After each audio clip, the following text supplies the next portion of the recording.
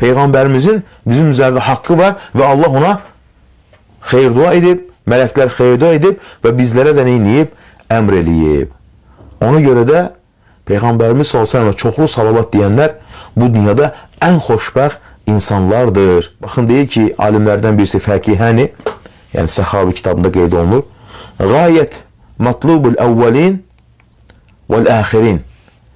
Əvvəlkilərin və sonuncuların, bütün bəşəriyyətin əsas qayəsi nədir? Salatan vahidətən, salat vahid minallah. Allah tərəfindən bir xeyir duaya nail olsun. Nə deməkdir xeyir duaya? Allah quluna xeyir dua etməsi, salavat etməsi, yəni dərgahında, mələklər yanında xatırlaması. Və bundan gözəl bir şey ola bilməz.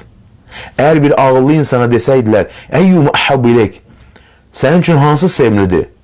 Ən təkun ə'mal cəmil xaləq fi sahifətik. Bütün insanların yaxşı əməlləri sənin əməl dəftərində olsun, yoxsa Allah Taala'dan bir xeyir dua, salavat.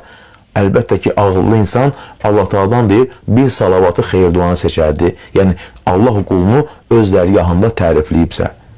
Çünki Allah da bir qulunu tərifləyibsə, öz dərgahında deməli, bütün dünya və axirət xeyirlərini əldə eləyib. Baxın, nə gözəl bir nədir?